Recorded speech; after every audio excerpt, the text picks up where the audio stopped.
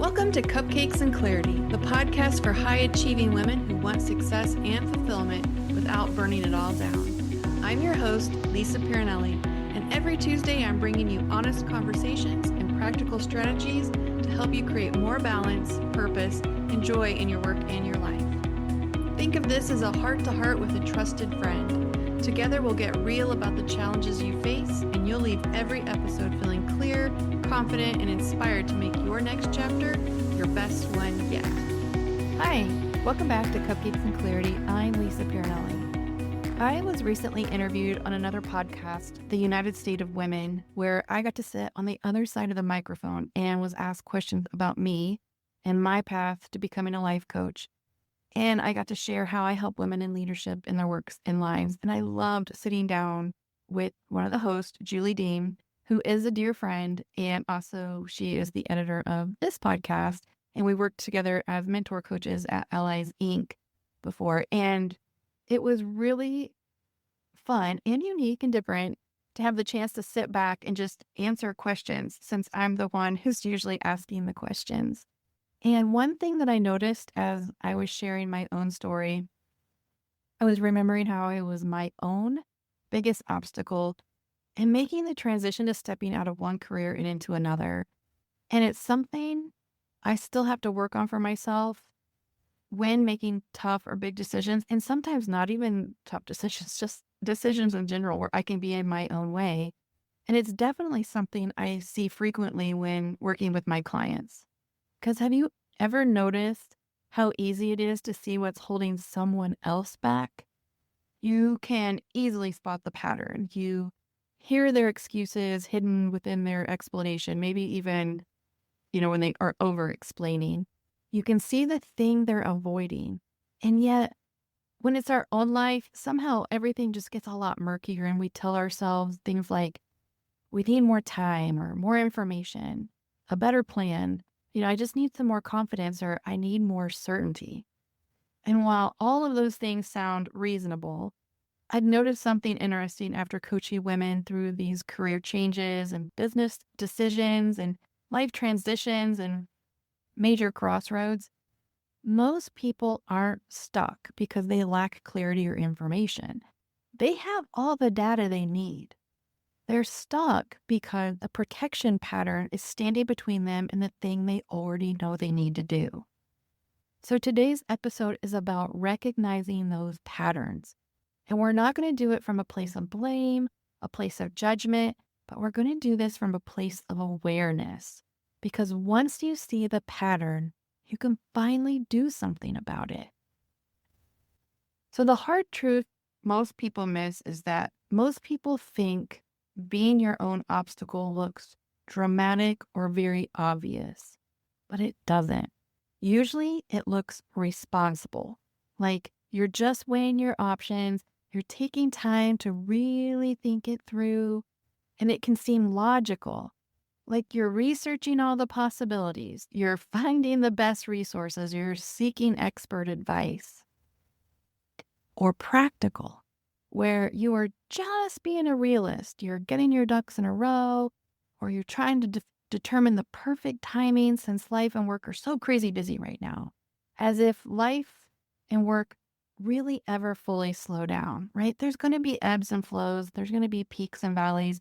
But overall, if you really look at your life, right? If you're a person who has a very full life and you're working and you have a lot going on in your life, that perfect timing really never exists. So sometimes it even looks productive because you are actively doing some sort of problem solving to make this decision, even if it's all just internal dialogue spinning over and over.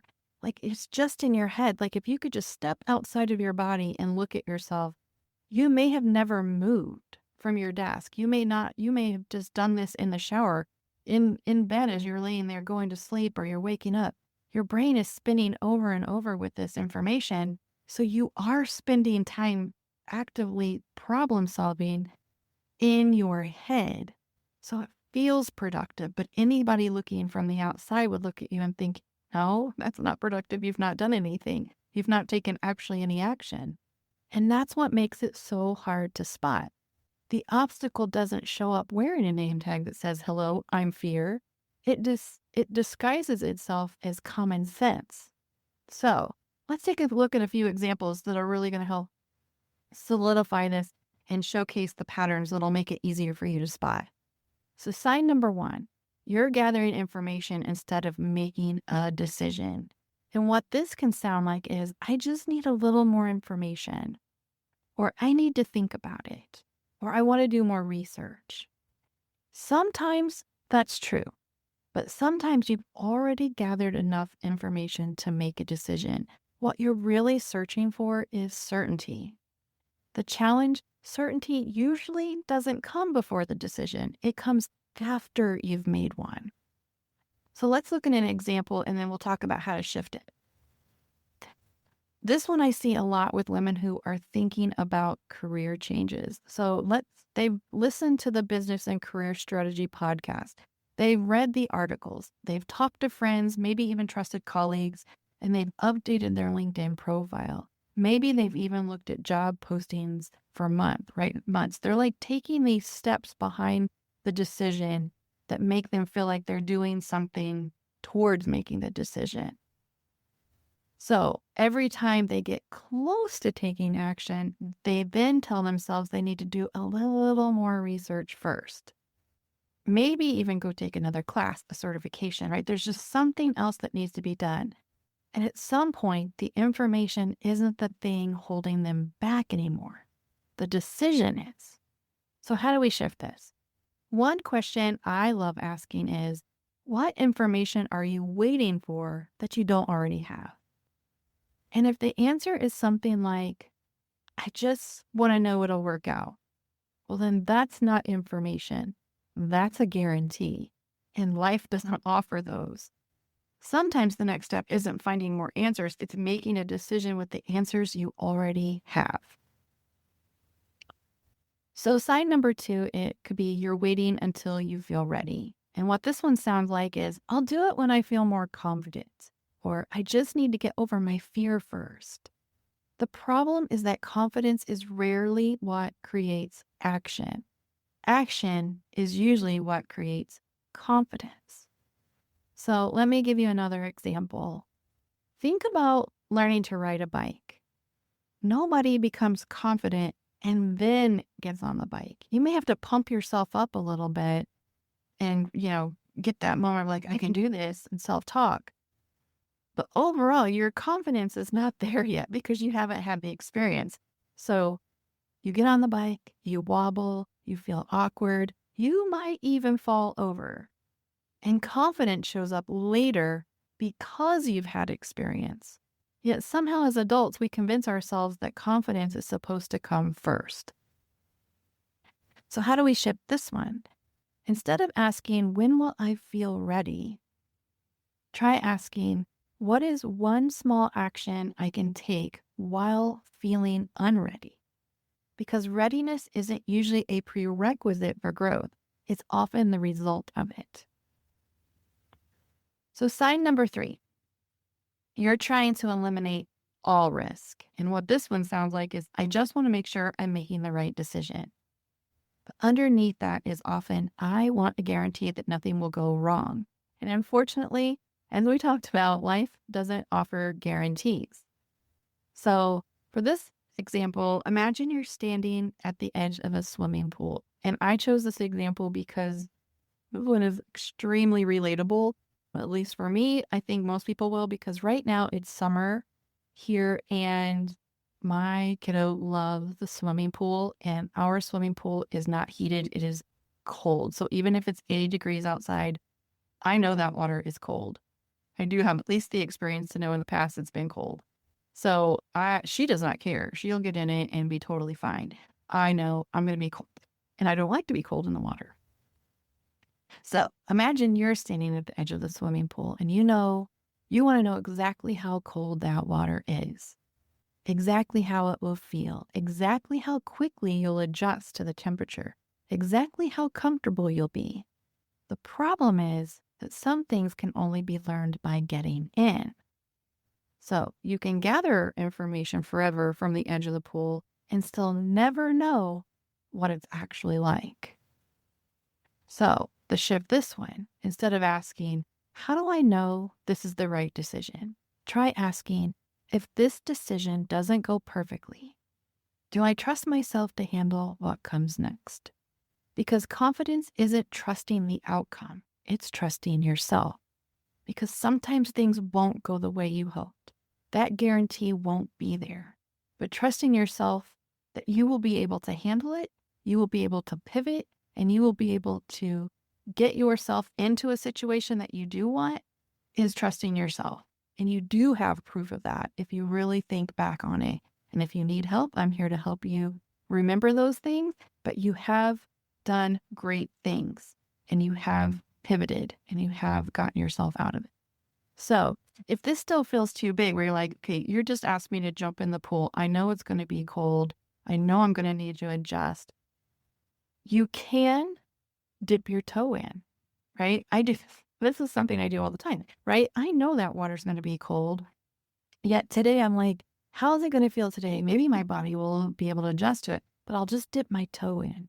Or I'll go sit on the step and I'll just kind of gradually move myself into the water, knowing each step of the way I'm having to adjust to it. And then it's going to be a little uncomfortable for a while. But then I'll finally get to my waist and then I can walk into the low end of the pool, right? This took a lot longer, but I was able to take little tiny steps to build confidence until I was finally in the water, just swimming freely and having fun.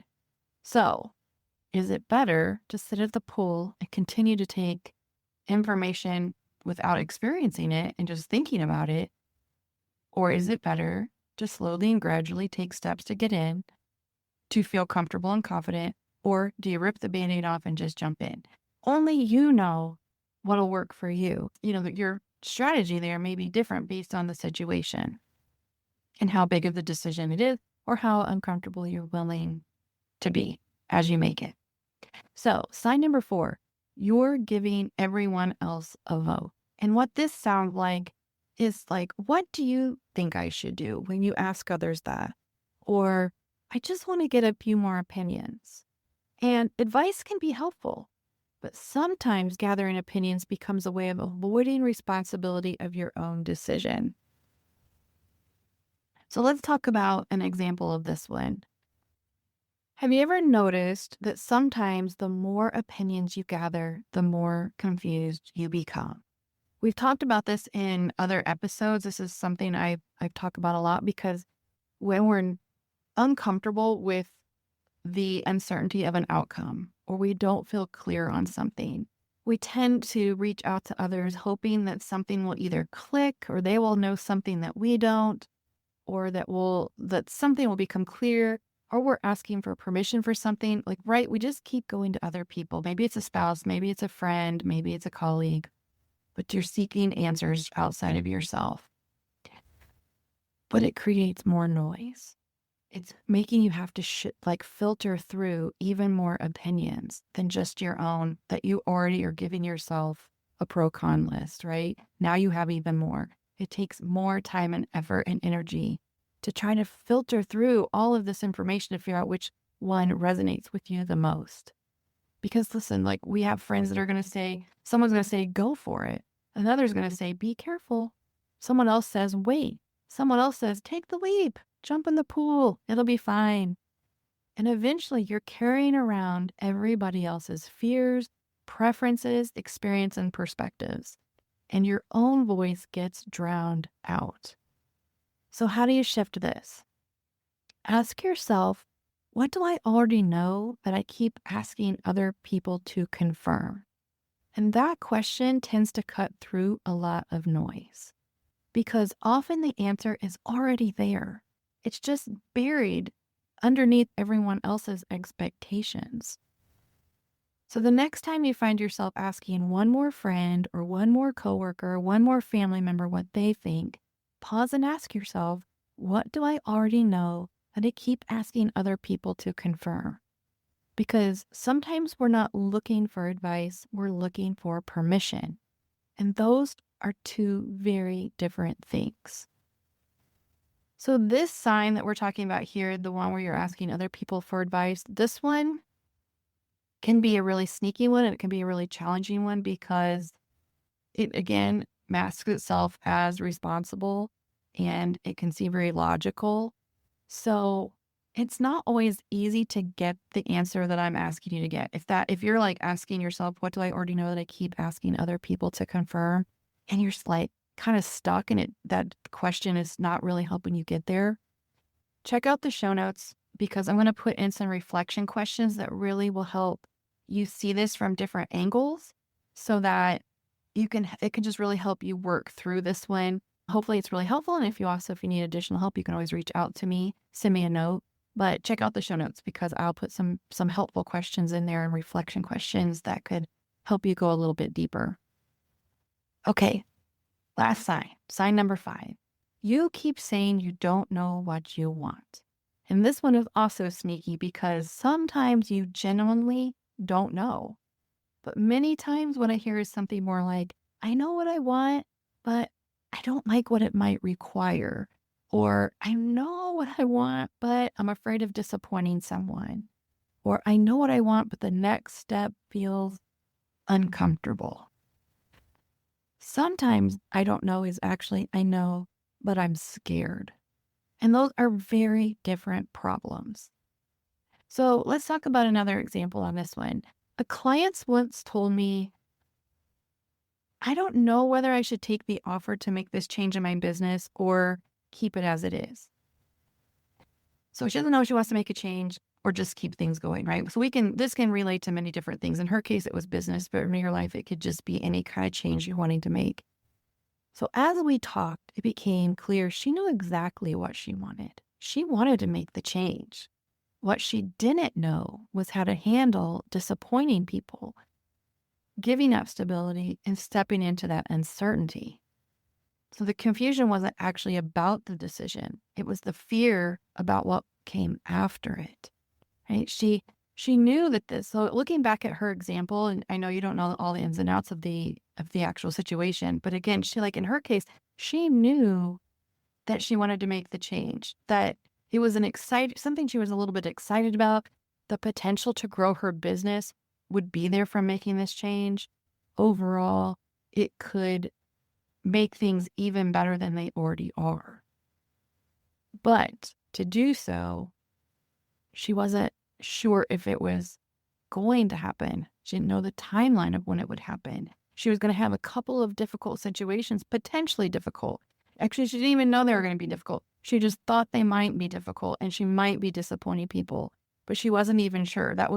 She could admit that was already a story she was putting in her head about how things were going to go, even though she hadn't actually done that yet. So it was another situation where she was overthinking and possibly creating the story that wasn't even true, which was another roadblock to making a decision. So, she knew this could be good, but she wasn't certain. There was no certainty. There was no guarantee, but she knew she was excited about it. And the more we talked about it, going back and having proof of well, if it didn't go the way you want, do you feel confident you could pivot and make changes that would be okay? Right. And having the experience to know that and having that awareness to look at that and from a different perspective was really, really helpful. So another way you can shift this is the next time you hear yourself saying, I don't know what I want, pause and ask, if I had to choose today, what would I choose? If I had the timeline that I had to choose today, the deadline, what would I choose? And don't worry about whether you'll act on it.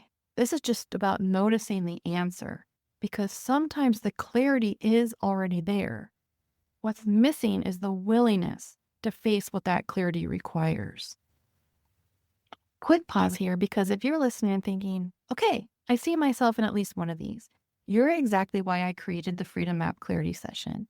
One of the biggest misconceptions people have is that they're stuck because they need more information or a better plan. Most of the time, that's not actually what's happening. There's usually a hidden obstacle underneath the obstacle, whether it's a pattern, a fear, a belief, a trade-off they haven't yet acknowledged, a decision underneath the decision. And because they can't see it clearly, they keep circling the same issue over and over again. So maybe you're asking, what do I already know that I keep asking other people to confirm? Or whose disappointment am I trying to avoid? Am I looking for guidance or am I looking for permission?